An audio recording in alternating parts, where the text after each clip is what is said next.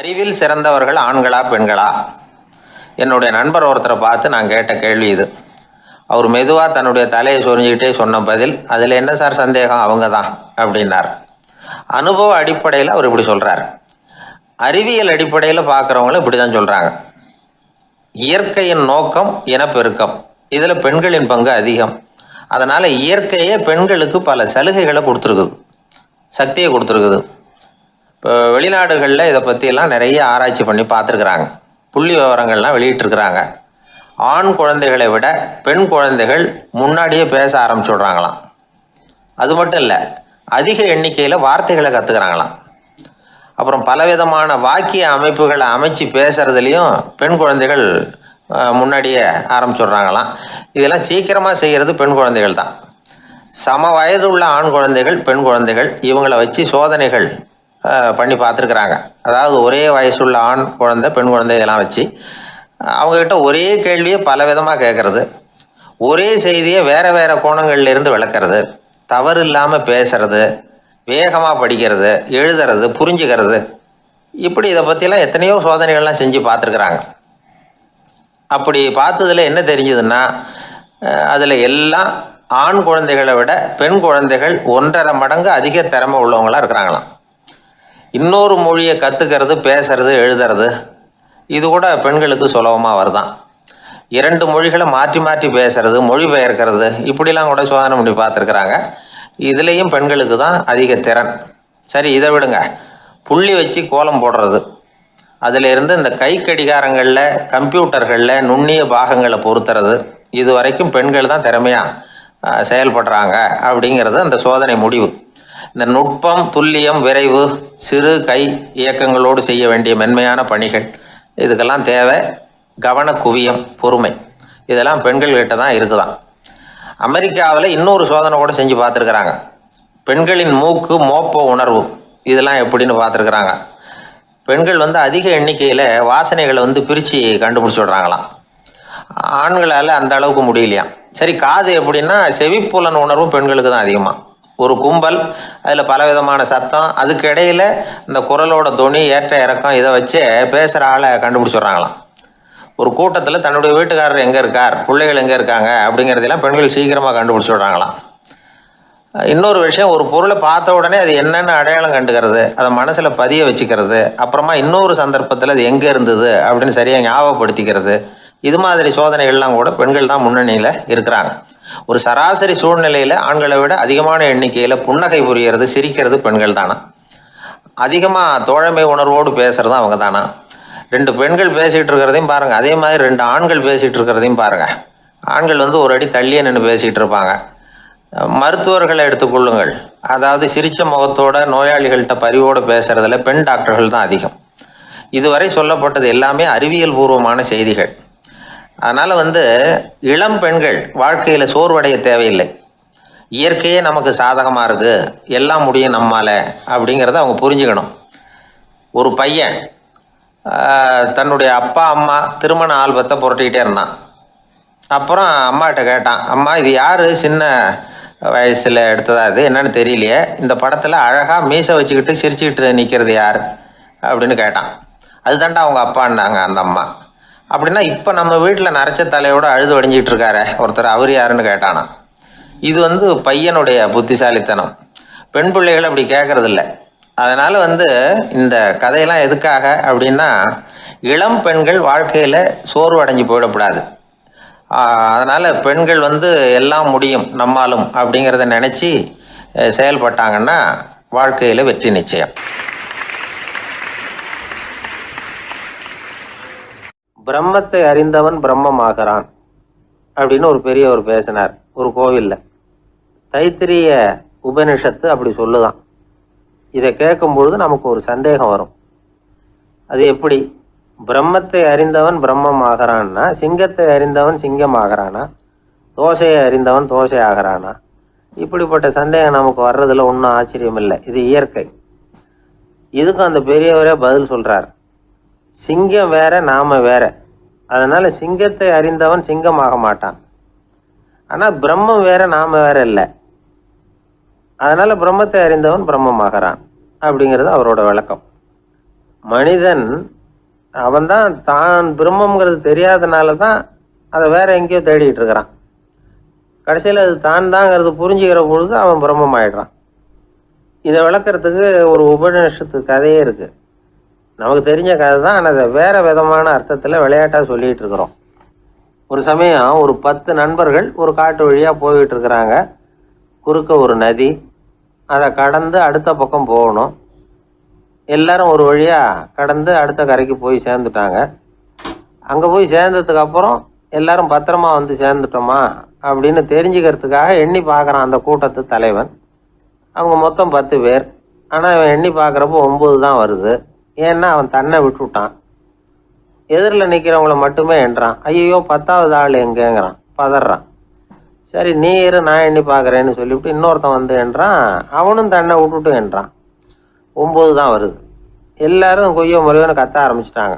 அந்த சமயத்தில் ஒரு பெரியவர் அந்த பக்கமாக வர்றார். என்ன விஷயம்னு விசாரிக்கிறார். 10வது ஆள் 6 அடிச்சுட்டு போட்டுது அப்படின்னு சொல்லி இவங்க அழறாங்க. சரி அழாதீங்க அப்படின்னு சொல்லி அந்த தலைவனை பார்த்து இப்படி வாங்குறார். வர்றான். இப்போ எனக்கு முன்னாடி ஒரு தரம் எண்ணு பார்க்கலாம்ங்கிறார். 1 2 3ன்னு ஆரம்பித்து 9ல் வந்து முடிக்கிறான். உடனே பெரியவர் நீ தான் அந்த 10வது ஆள் அப்படிங்கிறார். இது உண்மை. நாம தான் அது. நாம தான் நம்மளை வேற எங்கேயோ தேடிட்டு இருக்கிறோம். நாம எங்கேயோ தேடிட்டு இருக்கிறோமே, அந்த பிரம்மம் நாம தான். இப்படி ஒரு பெரிய உண்மையை விளக்கறதுக்காக தான் அப்படி ஒரு கதை சொல்லப்பட்டது. ஆனால் அதை வந்து நாம் வேற விதமாக வேடிக்கையாக உபயோகப்படுத்திக்கிட்டு இருக்கிறோம். எப்படி தெரியுமா? ஒரு ஆத்தங்கரையில் ஒரு 10 பேர் முழிச்சுக்கிட்டே நின்றுக்கிட்டு இருந்தாங்களாம். அந்த பக்கமாக வந்த ஒருத்தன் ஏன் இப்படி முழிச்சுக்கிட்டு நிற்கிறீங்கன்னு கேட்டிருக்கிறான். எங்களுக்கு நீச்சல் தெரியாது, நாங்கள்லாம் அடுத்த கரைக்கு போய் சேரணும் அப்படின்னு நாங்களாம். சரி நாங்கள் விட்டுட்டு போய் விடுறேன். எல்லாரும் அக்கறைக்கு போய் சேர்ந்த உடனே ஆளுக்கு ₹1 வீதமாக மொத்தம் ₹10 எனக்கு கொடுக்கணும் அப்படின்ட்டுருக்கான் இவன். சரின்னு ஒத்துக்கிட்டாங்க. இவன் ஒவ்வொருத்தராக கையை பிடிச்சி மெதுவாக ஆற்றுல இறக்கி அழைச்சிட்டு போயிட்டான். 9 பேரை கரை சேர்த்துட்டான். 10வது ஆள் பாதி ஆற்றுல போயிட்டு இருக்கிறப்போ திடீர்னு வெள்ளம் வந்துட்டுது. புடி நழுவி போச்சு. கையை விட்டுட்டான். வெள்ளம் அடிச்சுட்டு போட்டுது. அழைச்சிட்டு வந்தவன் நீச்சல் அடித்து தட்டு தடுமாறி கரைக்கு வந்து சேர்ந்துட்டான். கரையில் இருந்தவங்களுக்கு இந்த விஷயம் தெரியாது. இருந்தாலும் இவன் உடம்பு பூரா நனைஞ்சி கொஞ்சம் அதிகமாக மூச்சு வாங்க நின்றுக்கிட்டு இருந்தானா, ஏங்க ஏன் இப்படி மூச்சு வாங்குது, என்ன விஷயம் அப்படின்னு கேட்டாங்களாம்.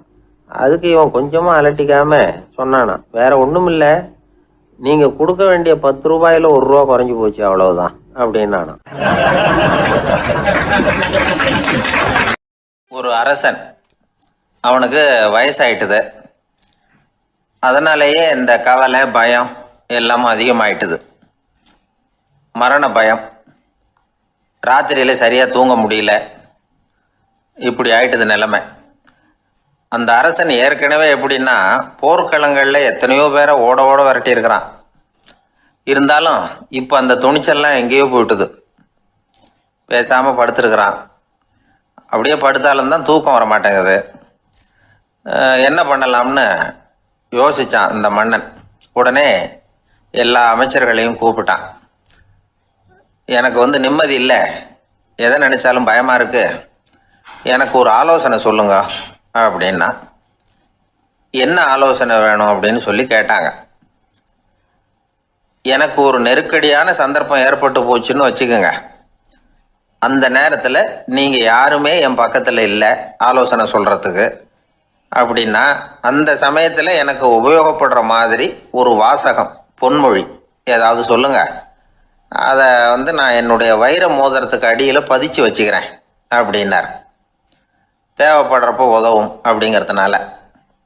அவர் போட்டிருந்த மோதிரமும் அதுக்கு தகுந்த மாதிரியே திறந்து மூடுறது மாதிரி அமைஞ்சிருந்தது. ஏதாவது வாசகம் எழுதுனா உள்ற வச்சுக்கலாம், அதுக்கான வசதி அதில் இருந்தது. அமைச்சர்கள்லாம் யோசனை பண்ணாங்க, இது மாதிரி ராஜா கேட்குறாரு, என்ன வாசகம் அதாவது பொன்மொழி சொல்லலாம் அப்படின்னு எல்லாரும் யோசனை பண்ணாங்க. ஒருத்தருக்குமே சரியாக தோணலை, ஒரே குழப்பமாக இருந்தது. ஏன்னா நெருக்கடியான சமயத்தில் உபயோகப்படுறது மாதிரி ஒரு பொன்மொழி வேணும்னு சொல்லியிருக்கிறார். அப்படி இப்படி யோசித்து பார்த்தா ஒன்றுமே தோணலை. எல்லாரும் குழம்பிக்கிட்டு இருந்த நேரத்தில் ஒரு பெரியவர் அந்த பக்கமாக வந்தார். அவர் சொன்னார், நான் வேணும்னா அதுக்கு பொருத்தமாக ஒரு வாக்கியம் சொல்கிறேன், ஆனால் ஒரு நிபந்தனை. அதை யாரும் ரொம்ப ஆர்வம் காரணமாக அவசரப்பட்டு படிச்சிடக்கூடாது. அதை ரகசியமாக அந்த மோதிரத்துக்குள்ளே எழுதி வச்சுக்கணும். எப்போவாவது இக்கட்டில் மாட்டிக்கிற சமயத்தில் மட்டும் வேறு வழியே இல்லை அப்படிங்கிற நிலைமையில் மட்டும்தான் அதை திறந்து பார்க்கணும். அப்படி நீங்கள் இருக்கிறதா இருந்தால் நான் அதை சொல்கிறேன் அப்படின்னார் அந்த பெரியவர். சரின்னு ஒத்துக்கிட்டாங்க எல்லாரும். அதே மாதிரி அவர் ஒரு வாக்கியத்தை சொன்னார். அவர் சொன்ன வாக்கியத்தை ரகசியமாக மோதிரத்துக்குள்ளே பதிச்சு மூடியாச்சு. ராஜா அதை விரலில் மாட்டிக்கிட்டார். கொஞ்ச நாள் ஆச்சு. அந்த ராஜாவுக்கு ஒரு சோதனை வந்தது. என்ன சோதனைன்னா, அடுத்த நாட்டு மன்னன் படையெடுத்துக்கிட்டு வந்துட்டான். அவன் இவர்கிட்ட ஏற்கனவே தோற்று போனவன், ஒரு வெறியில் வந்திருக்கிறான். தோற்று போனவன் மறுபடியும் சண்டைக்கு வந்தால் எப்படி வருவானோ அப்படி வர்றான். ஒரு வெறியில் வந்தால் ஜெயிச்சுட்டான். என்னாச்சு இவரோட நிலைமைன்னா, நாட்டை இழந்துட்டார், எல்லாத்தையும் இழந்துட்டார். கடைசியாக ஒரு அடிபட்ட குதிரையில் ஏறி தப்பிச்சு போயிட்டார், வேறு வழி இல்லைன்னு. பின்னாடி துரத்திக்கிட்டு வராங்க. இவர் ஒரு மலை உச்சிக்கு போயிட்டார். அதுக்கும் அப்பால் போக முடியாது, ஏன்னா அந்த பக்கம் பயங்கர பள்ளம். உல்லாச பயணிகள் வந்து கண்டு கழிக்கிற இடம் அது. ஆனால் இவருக்கு அது சாவு பயணத்தின் வாசல், திரும்பவும் முடியாது. அவ்வளவு குறுகிய பாதை அது, வேறு வழியே இல்லை. இந்த நேரம் சூரிய ஒளி மோதிரத்தில் பட்டு மின்னிச்சு. உடனே இவருக்கு ஞாபகம் வந்தது. மோதிரத்தை திறந்து படிக்கிறார். அதில் இருந்த வாசகம், இந்த நிலையும் மாறிவிடும், திஸ் டூ வில் பாஸ் அவே.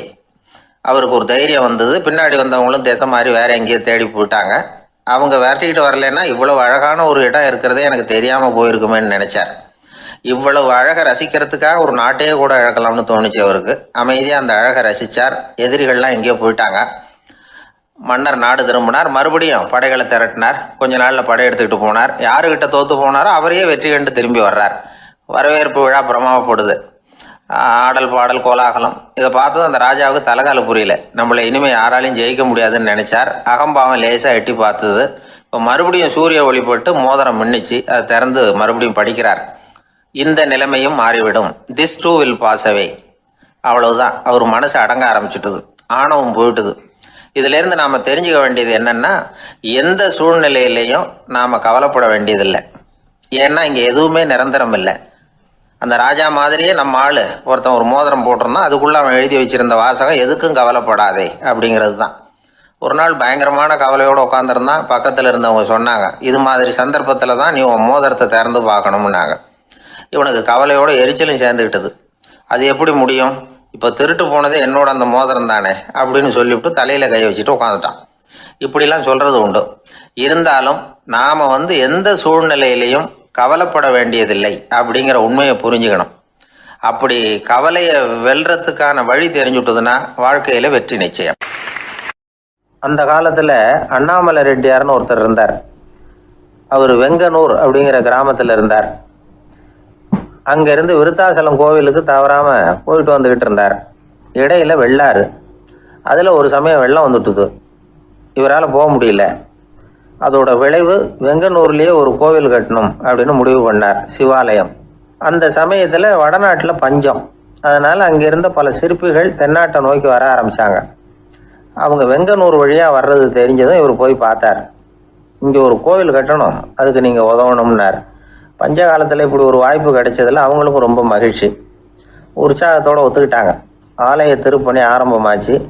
அவங்களுக்கு வேண்டிய எல்லா வசதிகளையும் இவர் செஞ்சு கொடுத்தார். அவங்களுக்கு எந்த குறையும் இல்லாமல் பார்த்துக்கிட்டார். அது மட்டும் இல்லை, ஒவ்வொரு நாளும் அங்கே வருவார். உங்களுக்கு என்ன வேணும், எது வேணும்னு கேட்பார். ஏதாவது குறை இருந்தால் சொல்லுவாங்க, உடனே தீர்த்து வைப்பார். இவரும் கேட்பார், எந்த குறையாக இருந்தாலும் என்கிட்ட சொல்லுங்க அப்படின்னு சொல்லுவார். அதை தவிர இவராகவே கவனித்தும் அவங்களுக்கு என்னென்ன தேவைங்கிறத கண்டுபிடிச்சி அதையெல்லாம் கொடுத்துக்கிட்டு இருப்பார். என்ன தேவைன்னாலும் அதை நிறைவேற்றி வச்சுருவார். அந்த சிற்பிகளின் தலைவன் ஒருத்தன், அந்த ஆளுக்கு வெத்தலை பாக்கு போடுறது பழக்கம். இதை தெரிஞ்சுக்கிட்டு அதுக்காகவே ஒரு ஆளை ஏற்பாடு பண்ணார். வேணுங்கிறப்போலாம் நீ வெத்தலை சிவல் மடித்து கொடுக்க வேண்டியது உன் வேலை அப்படின்னு ஒருத்தனை ஏற்பாடு பண்ணிட்டார். இப்படியெல்லாம் செஞ்சதும் அவங்களுக்கும் ரொம்ப உற்சாகம். ரொம்ப பொறுப்பாக சிற்ப வேலைகளை செஞ்சுக்கிட்டு இருக்கிறாங்க. ஒரு நாள் என்னாச்சு தெரியுமா, அந்த சிற்பிகளின் தலைவன் ரொம்ப நுணுக்கமாக ஒரு வேலையை செஞ்சுக்கிட்டு இருக்கிறான். சாரம் போட்டு அது மேலே படுத்துக்கிட்டு அண்ணாந்து பார்த்து உச்சியில் நுணுக்கமான சிற்பங்களை உருவாக்கிக்கிட்டு இருக்கான். சிற்பியின் கவனம் செதறப்படாதுங்கிறதுனால இவர் மெதுவாக சத்தம் போடாமல் கிட்ட போய் நின்று அதை கவனிச்சிக்கிட்டு இருக்கிறார். அந்த சிற்பி வழக்கம் போல் வெத்தலை பாக்குக்காக இடது கையை கீழே நீட்டினான். அந்த சமயம் பார்த்து அவருக்கு தாம்பூலம் கொடுக்குறவன் அங்கே இல்லை, எங்கேயோ போயிருக்கிறான். அண்ணாமலை ரெட்டியார் என்ன பண்ணார் தெரியுமா? தனக்காக கொடுக்கப்பட்ட தாம்பூலத்தை வாங்கி சிற்பியின் கையில் கொடுக்குறார். அவன் வாங்கி போட்டுக்கிட்டான். இது என்ன இன்னைக்கு வெத்தலை சீவல் வேறு மாதிரி இருக்குது, வாசனை தாம்பூலமாக இருக்குது அப்படின்னு யோசனை பண்ணிவிட்டு கீழே திரும்பி பார்க்குறார். பார்த்தா ரெட்டியார் மறுபடியும் சிற்பி கை நீட்டும் பொழுது கொடுக்கறதுக்காக தாம்பூலத்தை மடித்து வாங்கி வச்சுக்கிட்டு தயாராக நிற்கிறார். சிற்பிக்கு அதிர்ச்சி. உடனே பொத்துன்னு கீழே குதிச்சான். ஐயா, என்ன இது நீங்களா அப்படின்னா. இவர் சொன்னார், நான் ஒன்றும் தப்பு பண்ணலையே, உன்னுடைய கை புண்ணியம் செஞ்ச கை, கோயில் கட்டுற கை, அந்த கைக்கு தாம்பூலம் கொடுக்கறதுல என்ன தப்பு அப்படின்னாராம். ஏற்கனவே பஞ்சத்தில் அடிபட்டு வந்த எங்களை நீங்கள் ஆதரித்ததே பெரிய விஷயம். இந்த செயல் என்னை ஒரு பெரிய கடனாளி ஆகிவிட்டுது. ஐயா, எங்களுக்கு உணவு உடை இதை மட்டும் நீங்கள் கொடுத்தா போதும், ஊதியம்னு எதுவும் வாங்க மாட்டோம் அப்படின்னு நானும். அந்த சிற்பி எவ்வளோ வற்புறுத்தியும் எதுவும் வாங்கிக்கலையாம். இந்த செய்தியை தமிழ் தாத்தா டாக்டர் ஊவேசா சொல்லியிருக்கிறார். அந்த காலத்தில் எப்படிப்பட்டவங்கெல்லாம் வாழ்ந்துருக்கிறாங்க பாருங்கள். இந்த காலத்தில் ஒருத்தர் கோவில் கட்டினார், வேலை செய்கிற எல்லாருக்கும் சாப்பாடு போடுவார். சிற்ப வேலை செஞ்சுட்டு சாப்பிட வர்ற ஒவ்வொருத்தர் கையையும் அன்பாக பிடிச்சி முத்தம் கொடுத்து உள்ளே அனுப்புவார். அந்த கைகளுக்கு நீங்கள் கொடுக்குற மரியாதையாது அப்படின்னு கேட்டாங்க. அது இல்லைங்க, ஏற்கனவே முதல் பந்தியில் சாப்பிட வந்தவன் மறுபடியும் வர்றானான்னு கண்டுபிடிக்கிறதுக்காக கையை பிடிச்சி மோந்து பார்க்குறேன் அப்படின்னாராம் அவர். ஒரு தடவை கலைவாணர் NS கிருஷ்ணன் பேராசிரியர் கல்கியை சந்தித்து பேசிக்கிட்டு இருந்தாராம். கலைவாணர் கல்கியை பார்த்து, எனக்கு கதை எழுத ஆசையாக இருக்குது, எப்படி எழுதுறதுன்னு கேட்டாராம். கதை எழுதுறதுக்கு 4 மை வேணும்னாராம் கல்கி. அப்படியா, அப்படின்னா என்னென்ன கலர் மை அப்படின்னு கேட்டிருக்காரு கலைவாணர் சிரிச்சுக்கிட்டே. நான் சொன்னது கலர் மை இல்லை, அது வேற மை. அதாவது கதை எழுதுறதுக்கு தேவைப்படுகிற 4 மை எதுன்னா, 1 திறமை, 2 பேணாமை, 3வது தனிமை, 4வது பொறுமை அப்படின்னாராம். உடனே கலைவாணர், உங்கள் யோசனை அருமை அப்படின்னாராம். அதுதான் கலைவாணர். பொதுவாக எழுத்தாளர்கள் எழுதுகிற மாதிரி நடந்துக்கிறது இல்லை, ஆனால் கலைவாணர் என்ன சொல்லுவாரோ அதே மாதிரி நடந்துக்குவார். எல்லாருக்கும் எல்லாம் கிடைக்கணுங்கிற கருத்தை சினிமா படங்களில் வலியுறுத்துவார். அதே மாதிரி நடைமுறை வாழ்க்கையிலேயும் எல்லாருக்கும் எல்லாமும் கொடுப்பார்.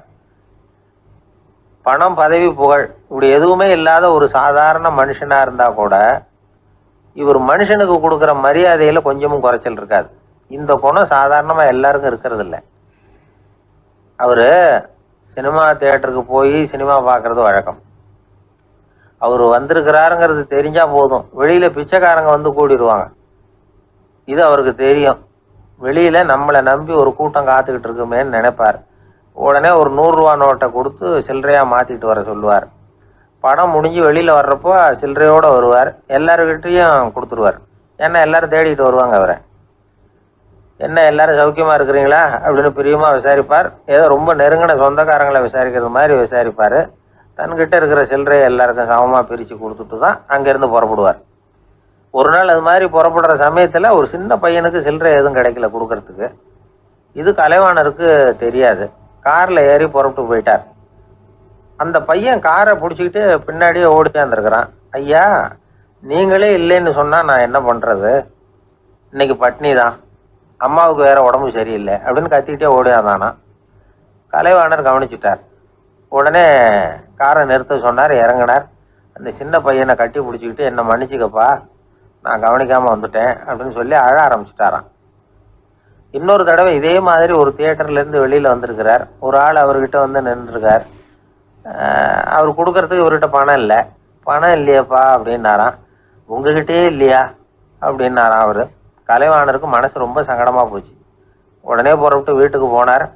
அங்கே இங்கே தேடி பார்த்து அங்கேருந்த கொஞ்சம் நெஞ்ச சில்லறை எடுத்தார். காரு டிரைவரை கூப்பிட்டார். தியேட்டர் வாசலில் நின்றுக்கிட்டு இருந்த ஆசாமியோட அங்க அடையாளங்களை சொன்னார். காரை எடுத்துகிட்டு போய் அந்த ஆளை கண்டுபிடிச்சி இந்த காசை கொடுத்துட்டு வா அப்படின்னு அனுப்பி வச்சாராம். பிச்சை போடுறதுக்காக காரை அனுப்புனதாக வேற யாரை பற்றியாவது நீங்கள் கேள்விப்பட்டிருக்கிறீங்களா? அவர் ஒரு வித்தியாசமான மனிதர், வித்தியாசமான கலைஞர். கலைவாணரோட சகோதரர் கல்யாணம் நடந்தது. அதில் தியாகராஜ பாகவதர் கச்சேரி. கச்சேரி முடிஞ்ச உடனே அதுல சம்பந்தப்பட்ட கலைஞர்களுக்கெல்லாம் கலைவாணர் பரிசுகள் கொடுக்குறார். அந்த கச்சேரியில கடம் வாசிச்சவருக்கு மட்டும் மற்ற எல்லாருக்கும் கொடுத்ததை விட பெருசா ஒரு வெள்ளி கோப்பையை பரிசா கொடுத்தாராம். மற்றவங்களுக்கெல்லாம் சின்னதா கொடுத்துட்டு கட வித்துவானுக்கு மட்டும் பெருசா பரிசு கொடுக்குறீங்களே ஏன்னு கேட்டிருக்கிறாங்க. அதுக்கு கலைவாணர் விளக்கம் கொடுத்தாராம். இப்பெல்லாம் ரயில்ல கூட்டம் அதிகங்கிறது உங்களுக்கு எல்லாருக்கும் தெரியும். இந்த வித்துவான் இவ்வளவு பெரிய மண்பானைய ரயில்ல ரொம்ப பத்திரமா உடையாம ரொம்ப தூரத்துல இருந்து கொண்டு வந்திருக்கிறாரே, அது என்ன சாமான்யமான காரியமா? அவரோட அந்த சாமர்த்தியத்தை பாராட்டுறதுக்காக தான் அவருக்கு இவ்வளவு பெரிய பரிசு அப்படின்னாராம்.